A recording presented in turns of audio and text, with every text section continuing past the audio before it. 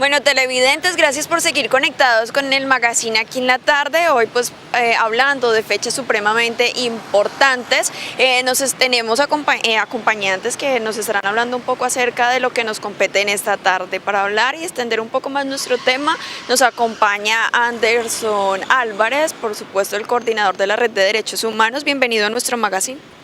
Hola, muchas gracias por la invitación.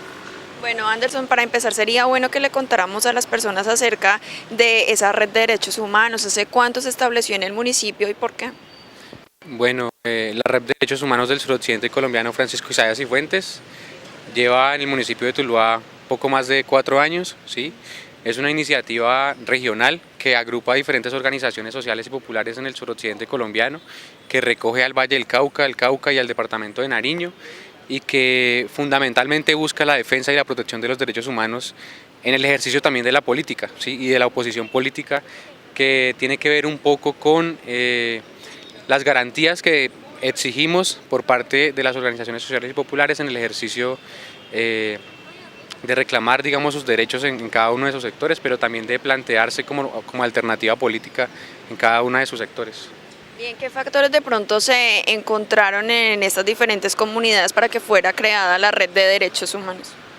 Bueno, decir además que Francisco Isaías Cifuentes es un campesino caucano que lideraba una organización en ese sector y que luchaba, digamos, por el reconocimiento de los derechos del campesinado en el país, y que luego de una fuerte persecución política, luego de una fuerte estigmatización en contra suya, pues es asesinado precisamente por ese carácter, digamos, de dirigente político, y en ese sentido pues nace la Red de Derechos Humanos como una iniciativa popular, como una iniciativa autónoma de las organizaciones, en clave de tener, digamos, garantías para el ejercicio de la participación política, de la oposición política, de la organización y de la exigencia de los derechos, pues, de las gentes de a pie y del común.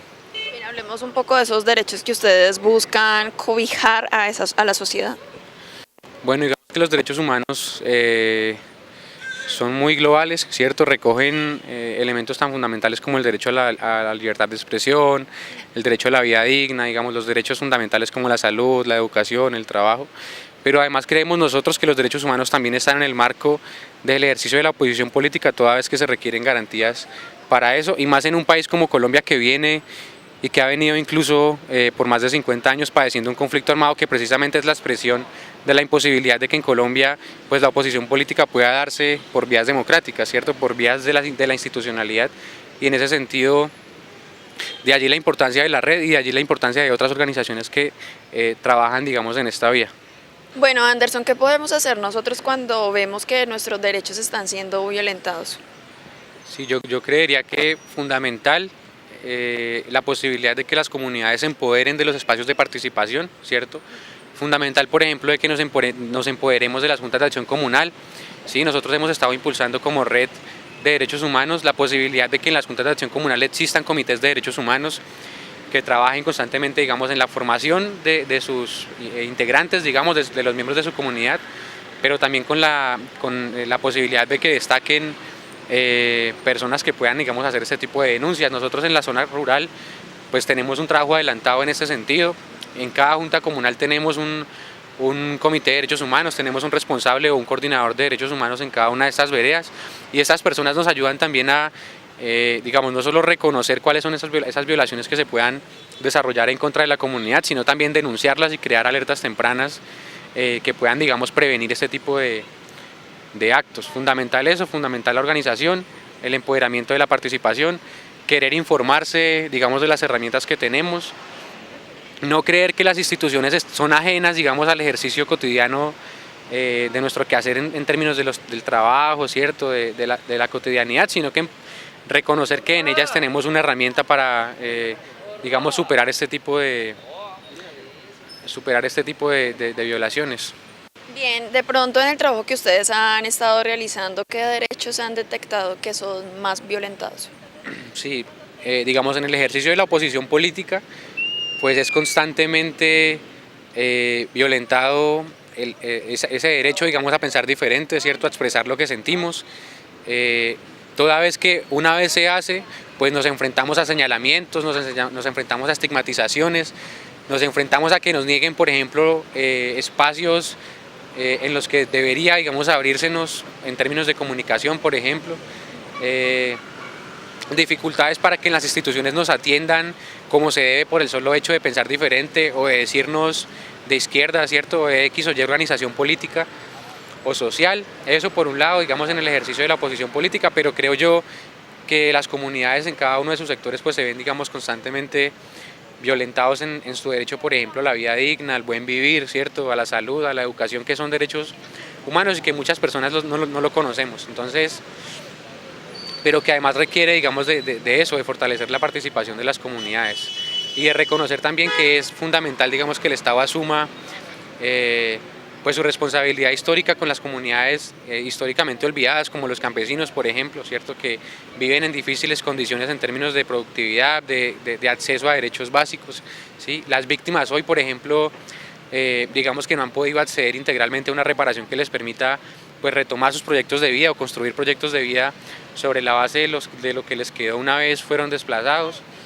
La problemática de la vivienda, por ejemplo, que la estamos viendo hoy reflejada en el municipio y que pues ha sido también, digamos, una responsabilidad histórica del Estado, toda vez que pues el Estado ha sido incapaz de reconocer que la vivienda es un derecho fundamental de los ciudadanos y de las ciudadanas y que en cambio pone por encima de este derecho los intereses de lucro y los intereses de, digamos, de acumular de unas minorías en este país, ¿sí? Entonces es importante que pues reconozcamos primero, digamos, el rol del Estado como garante de derechos, pero que también las personas que trabajan en las instituciones del Estado pues asuman ese carácter de garante de los derechos humanos y que ante la reclamación, ante la movilización de la gente, pues no nos reciban con, digamos, señalamientos, estigmatizaciones o amenazas, sino que en cambio se presten a un ejercicio democrático, de diálogo, de concertación y que podamos construir de manera democrática y plural, que es lo que queremos construir, digamos, ante el nuevo momento político en el que estamos, pues se dé. Bien, ahí está importante. Usted me menciona que no solamente trabajan en áreas urbanas, sino también rurales. Hablemos un poco de las diferencias que se pueden ver entre una y la otra. ¿Qué tan difícil puede ser trabajar en un área rural que de una urbana? Bueno, decir primero que pues el campesinado desafortunadamente ha sufrido el abandono histórico del Estado, ¿cierto? Y que vemos eso en digamos, el surgimiento del conflicto armado, toda vez que una de las exigencias de los grupos que se levantan contra el Estado es precisamente la posibilidad de acceder a la tierra con garantías, ¿sí? Eso por un lado. Segundo, que digamos la dinámica de la guerra pues provocó, por ejemplo, construyó mejor dinámicas de control social y de orden social en las comunidades campesinas, que una vez, digamos, la insurgencia se traslada a los puntos de concentración o los puntos de dejación en los que dejaría las armas y en los que pues se aprestan a la posibilidad de reintegrarse a la sociedad, deja pues ciertas problemáticas que hoy se ven reflejadas en las comunidades campesinas y que se ven reflejadas también en los llamados que hacen estas frente al tema de la seguridad, por ejemplo, ¿sí? Pues han visto, digamos, que se han aumentado los robos, que se han aumentado los hurtos, pero que también se han aumentado las amenazas contra los líderes sociales de sus organizaciones, que se han incrementado incluso la presencia de grupos, digamos, sucesores del paramilitarismo, ¿cierto? Y esto pues significa grandes retos, sobre todo hoy en el momento, digamos, político en el que estamos, porque hay algo fundamental y es que si no logramos brindarles las garantías necesarias al campesinado para que puedas ejercer, digamos, de la mejor manera su derecho a la participación política y a la organización, y que además no les brindamos las garantías en ese sentido, pues no vamos a poder, digamos, avanzar en lo que la paz requiere, que es esa posibilidad. Bien, ahí está importante para que tengamos en cuenta y más adelante vamos a continuar hablando un poco acerca de la situación política en la que nos encontramos y cómo se trabaja desde la Red de Derechos Humanos, que sabemos que son muchas las actividades que van promoviendo por el bien de nuestro municipio. Además, pero en este momento nos vamos a una pequeña pausa comerciales conectados porque ya venimos con mucho más.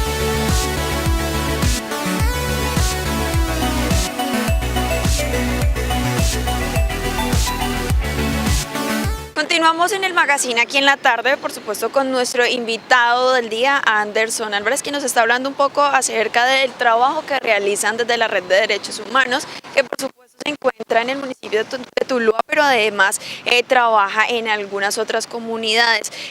Habíamos quedado en que ustedes también trabajaban en las áreas urbanas, rurales, pero queremos saber hasta qué puntos llegan ustedes de los diferentes municipios que nos rodean. ¿Solamente se basan en Tuluá o de pronto a sus alrededores?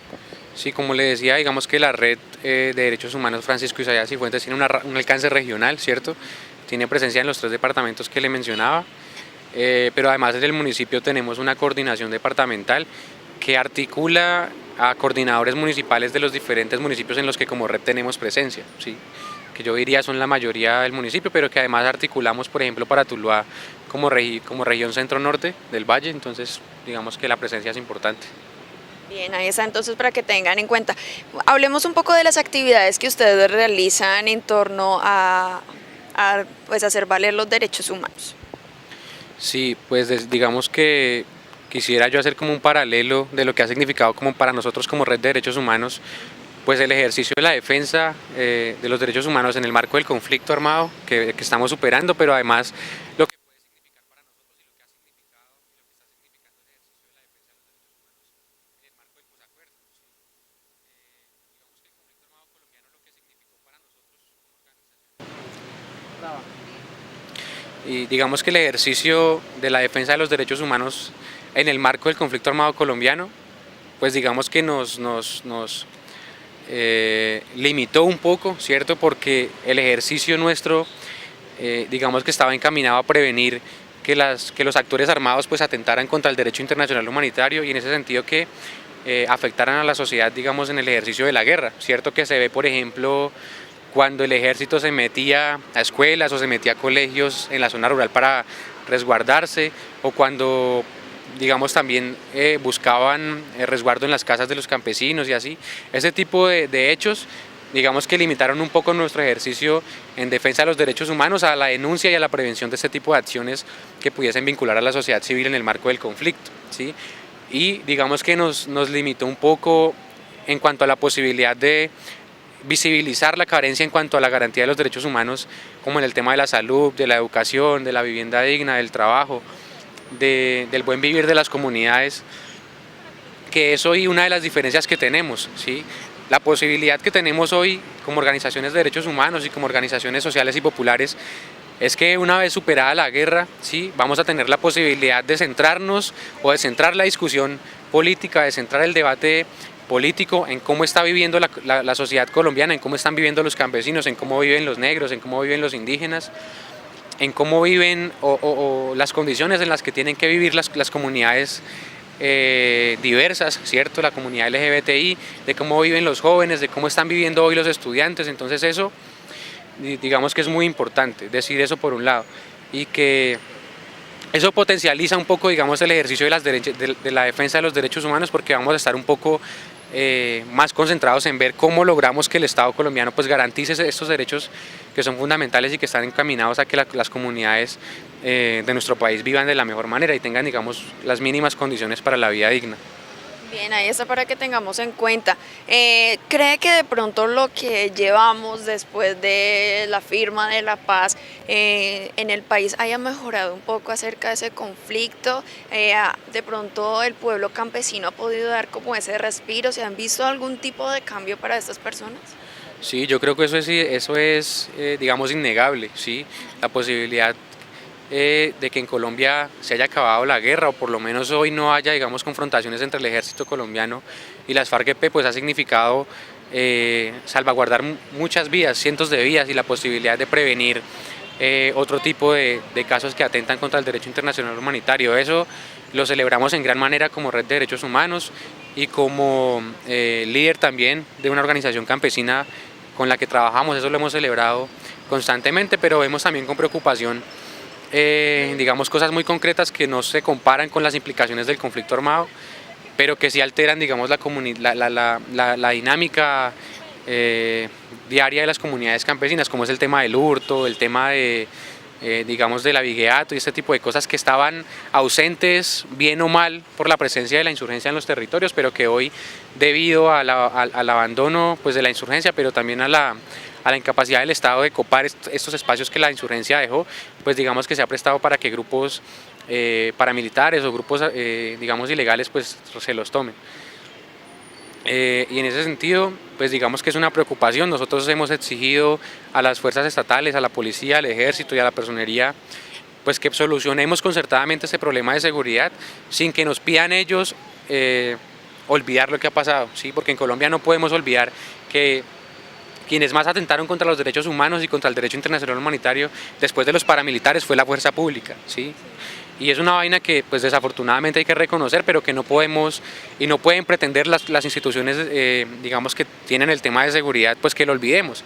Es muy complejo pedirle al campesino que reciba de la noche a la mañana al Ejército Nacional en sus zonas cuando sabe que ellos fueron digamos violaron directamente los derechos humanos, atentaron contra la integridad de las personas, que actuaron en connivencia con el paramilitarismo, ¿sí? Entonces es un llamado a las fuerzas estatales para que discutamos, para que construyamos concertadamente medidas de seguridad alternativas y que respondan a las dinámicas territoriales, pero que por otro lado no estigmaticen las iniciativas que desde las comunidades surgen. Por ejemplo, hoy estamos trabajando en la posibilidad de tener guardias comunitarias por la paz, ¿sí? Que es una iniciativa que para nada es ilegal, pero que además fortalece la dinámica participativa en las comunidades, que fortalece la organización, que fortalece la acción comunal y que está encaminada pues a prevenir precisamente la violación de los derechos humanos y que está encaminada al fortalecimiento digamos de las organizaciones que hacen parte del territorio, pero también encaminadas a ver cómo mejoramos las condiciones de vida del campesinado colombiano. Bien, ahí está entonces los grandes o pequeños cambios que se van realizando. En ese orden de ideas pues han mermado el conflicto, pero sigue la delincuencia común.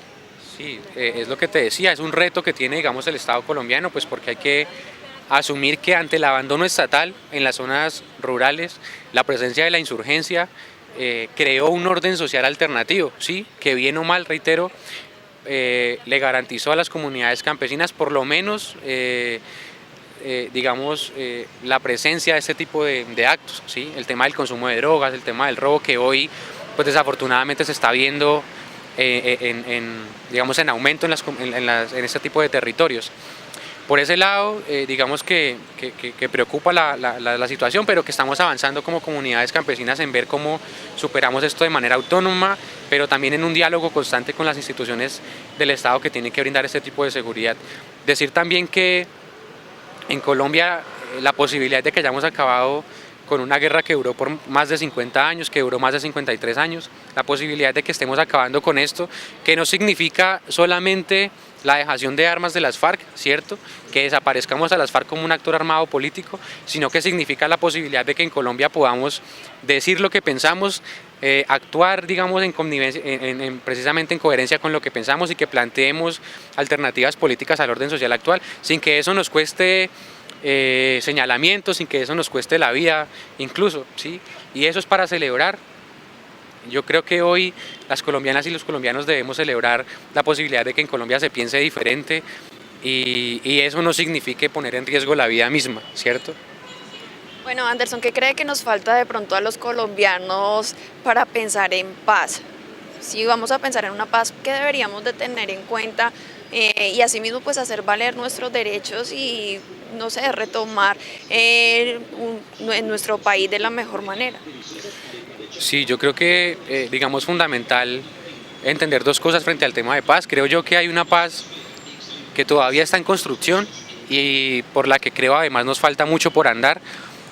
Y es que podamos tener en Colombia una paz con justicia social, que implica lograr las transformaciones que requiere el país para que los conflictos sociales pues se vean superados, ¿cierto? Y lo que logró y lo que implicó también el surgimiento del conflicto armado pues pueda verse superado. Eso es un asunto a largo plazo, es un asunto que requiere de mucha participación de la comunidad, que requiere de la unidad incluso de las organizaciones alternativas, de las organizaciones de izquierda, progresistas y demás, pero hay una paz que también es muy importante y es la que debemos construir nosotros en cada una de nuestras comunidades y que tiene que ver con la posibilidad de reconciliarnos, de superar odios, de reconocer que hay, digamos, pensamientos diferentes que pueden ser tan macros como las diferencias políticas, pero que hay diferencias tan pequeñas como, digamos, asuntos religiosos, ¿cierto? la forma en que quiero llevar la comunidad y demás. Entonces es fundamental que podamos avanzar en esa paz, que podamos reconciliarnos, que creemos una conciencia del perdón, que reconozcamos que eso es fundamental para que Colombia avance pues a la posibilidad de acabar con esta guerra. Bien, importante mensaje. Ustedes como Red de Derechos Humanos están promoviendo pues diferentes actividades en los barrios del municipio de Tuluá. Hablemos un poco acerca de las actividades próximas que tendremos.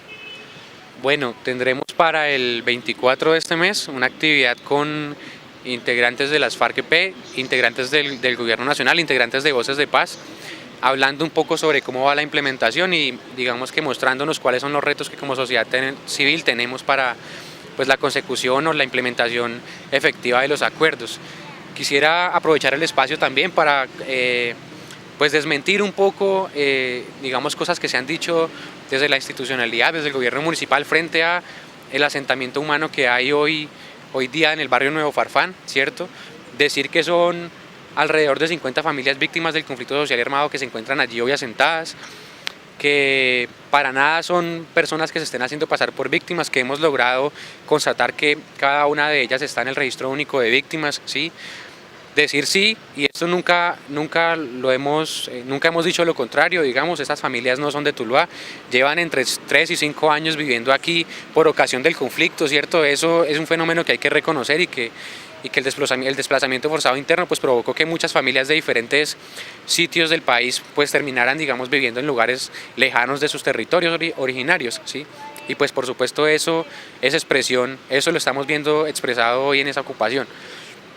Segundo, decir que reconocemos que el problema de la vivienda es un problema estructural, como ya le decía, que en términos de la ley no le compete, digamos, al ente municipal, pero que hay propuestas incluso que pueden, digamos, sí llevarse a cabo por el municipio y que lo único que se está pidiendo desde esa comunidad es la posibilidad de dialogar, de sentar una mesa en la que discutamos cuál puede ser una solución viable, digamos, para esta problemática, pero que incluya y que reconozca, digamos, la problemática.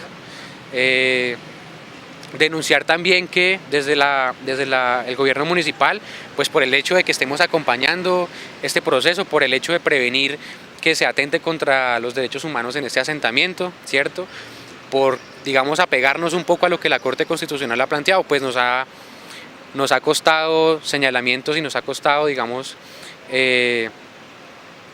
estigmatizaciones, ¿cierto? Que están, digamos, orientadas un poco a decir que quienes reclaman los derechos humanos, a quienes defienden los derechos humanos, que quienes reclaman, digamos, y defienden los derechos de las comunidades, pues hoy son de ultraizquierda o son organizaciones que pueden ser brazos políticos de grupos al margen de la ley, y eso por supuesto preocupa porque estamos en un escenario político diferente que precisamente lo que busca es superar ese tipo de señalamientos y de acciones que atentan contra la posibilidad de que en Colombia vivamos en democracia y quienes pensamos diferente y quienes defendemos además los derechos fundamentales de las comunidades, pues podamos hacerlo abiertamente sin riesgo pues a que esté, digamos, en riesgo nuestra integridad personal.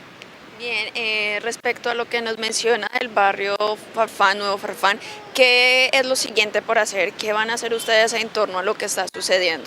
Sí, nosotros hemos venido haciendo unas reuniones con la alcaldía municipal pidiendo dos cosas fundamentalmente.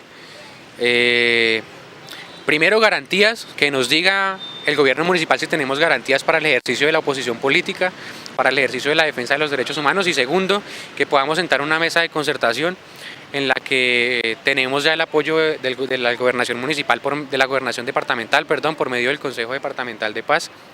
Este consejo va a delegar una comisión que haga veeduría y que acompañe el proceso de concertación con la alcaldía municipal, pero que lo que necesitamos es que ellos, pues por supuesto, establezcan ese espacio para que avancemos en la discusión del pliego de peticiones de esta comunidad.